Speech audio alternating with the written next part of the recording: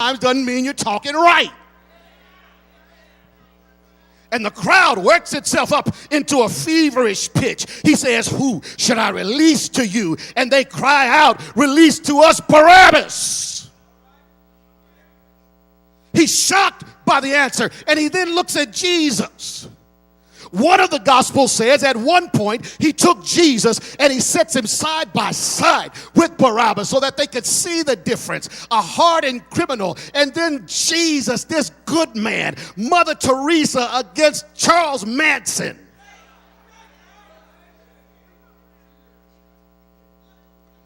And they still say, release Barabbas. Then what do you want me to do with Mother Teresa? And they cry out, crucify him. Well, there is a mob mentality that can take over that has nothing to do with fact, reality, or wisdom. I've seen it sometimes, Elder, in committees where someone's name will come up for a position and somebody will say, well, I don't think they'll take it now. They can't do it now. And it's not based on anything. It becomes a law and doctrine. Herd mentality. Safety in numbers. Well, the classes I taught at Oakwood for 20 years is a preaching course. And in that preaching course, one of the things that we talk about based on research is that the toughest crowds to preach to are very small crowds that don't react in predictable ways. If you get a huge crowd, 5,000. If you tell a joke, the 5,000 will laugh every time, funny or not. There's a herd mentality that takes over. And the herd mentality, spurred on by demons now, cry out for the release of Barabbas and the crucifixion of Jesus Christ. Now, we've interpreted this story for a long time in one particular way. We see this as an indication that, in fact, the crowd was wrong. They chose the wrong one. But I want you to take off your church shoes now. I want you to take off your sanctimonious church shoes. I want you to take your preconceived notions and ideas and set them down right now. Because to come to that decision too quickly is to indicate that we perhaps are even wiser than God and possess enough wisdom to make determinations about who ought to be crucified and who ought to go free. The last verse I read is the pivotal verse in this particular scriptural clause, and it declares that what happened when all is said and done is that Pilate made the decision to release Barabbas and to crucify Jesus the Christ. And we shake our heads. But now that your church shoes are off, I want you to walk down the street to that prison house where Barabbas is. Go inside of that cell and put on his shoes. That's right, Barabbas, the notorious criminal. Bar-Abbas, a generic name suggesting nothing special about him. Bar, son of, Abbas, the father. He's the son of a father. Aren't we all? Bar-Abbas. His history not known, apparently not significant to those who chronicle scripture. All we know is his name was son of the father, a guy who had a father, and he's a criminal. Go and put yourself now in his shoes, tie them up, stand up now and feel what he felt, experience what he experienced, and let's see what the gospel says to us from the standpoint of Barabbas, the dark horse. Here he is now. Let's peruse The city of Jerusalem. Jerusalem is not that large. It's a fairly small city. Everything is in close proximity. Look at the locations where Jesus was taken on Thursday night and on Friday morning. He is first taken over to the church. That's in the center of the city. He's then taken over to the court of Pilate, not very far away, just a few blocks down. He's then taken over to Herod's house, a few blocks the other direction of the church. He's then taken to the Praetorium. And the Praetorium, the church, the court of Pilate, and the house of Herod are all within blocks of the prison where Barabbas is. Barabbas has been in that prison now for at least 2 weeks because to make crosses took just about 2 weeks to construct them. Barabbas was not the only one in jail who was to be crucified. There were 2 more who had the death sentence. In the court of the jail, there were 3 crosses being constructed and 3 prisoners on death row. They knew their time had come.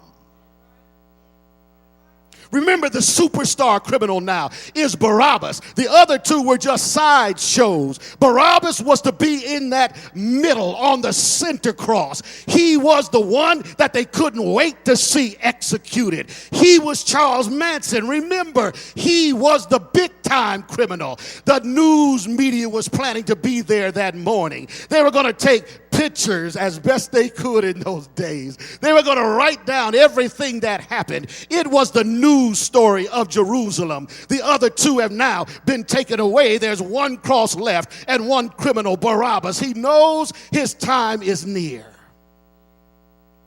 He hears it. Remember, he's within earshot. He hears it. He doesn't hear everything, but he hears some of it. The pusillanimous Pilate, that means the scary little wimpy Pilate. As he utters out, well, who do you want me to release? Chances are he didn't hear that. He didn't hear the question, but he heard the answer. Barabbas! You're in Pilate's. No, you're not. You're in Barabbas' shoes. You hear your name. They're calling my name. You're listening. You don't hear the question. Then what should we do with this Christ? The crowd shouts again. Crucify him. What does Barabbas hear? Barabbas! Crucify him!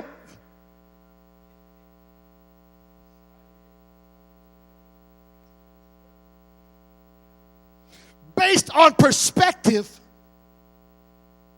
when a pardon was being granted,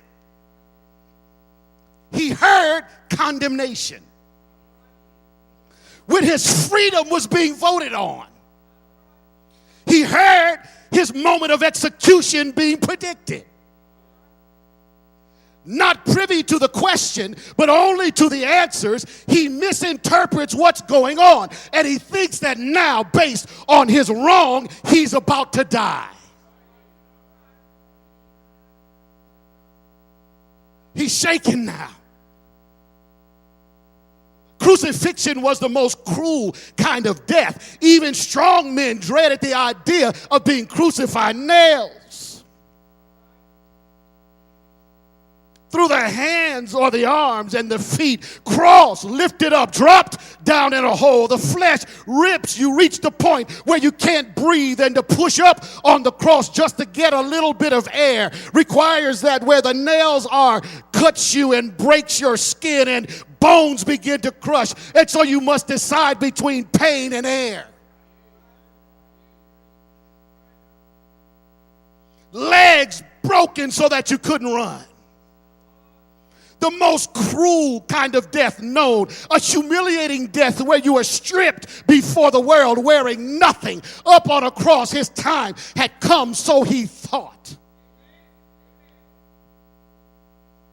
He hears the soldiers as they begin to march towards the prison. He gets up and moves to the back corner of the prison. They open up the door expecting to be grabbed. He's going to fight. But the soldier says, Barabbas, you're free to go. Hope you figure out at some point I'm not preaching about Barabbas.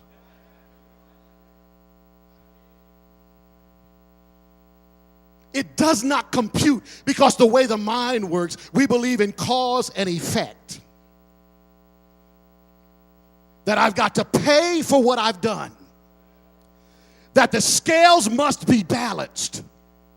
That if I did 10 pounds of evil, I've got to experience 10 pounds of pain.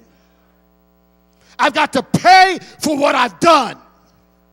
They caught me. The game is over. I'm about to die. And when they say you are free to go, he can't believe it, but he's got to make a decision.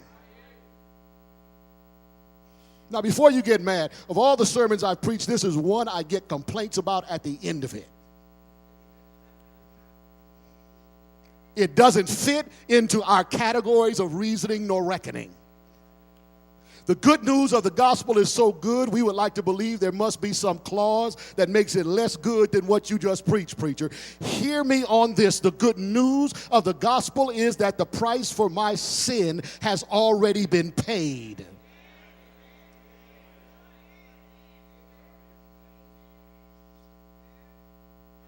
I did it.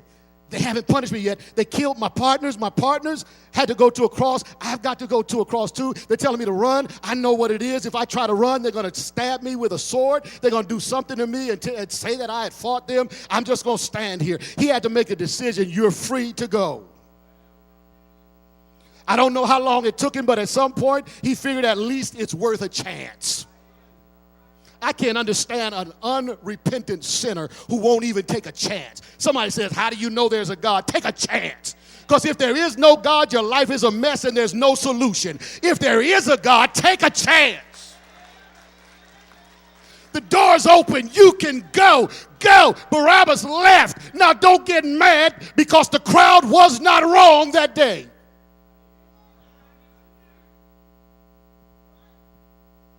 Bad crowd. Wrong choice. I stand here behind this sacred desk and I declare that they might have had bad motives, but they made the right choice that day. The text says, in essence, that Barabbas went free and Jesus went to the cross. The option is, if they had selected Jesus to go free and Barabbas to go to the cross, then the price for my redemption would not have been paid. Then Barabbas simply would have died for his own sins, and nobody would have died for my sins. I would be lost, and I'd have to go to a cross too. But on that day, when they chose Jesus to go to the cross, they were in harmony, lined up, in sync with the decision made in the divine boardroom. Some 2,000 years ago, when Jesus died, it was the enactment of a vote that had been taken by the triune God when they decided that messed up man can be redeemed by the death of God himself.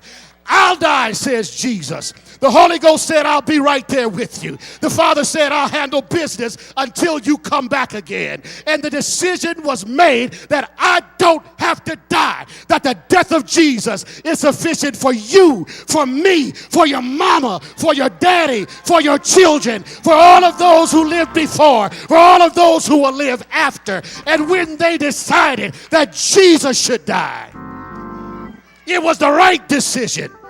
And when Barabbas walked away, don't get mad. What are you mad about? If Barabbas can walk, maybe I can too. If Barabbas can be free, maybe I can too.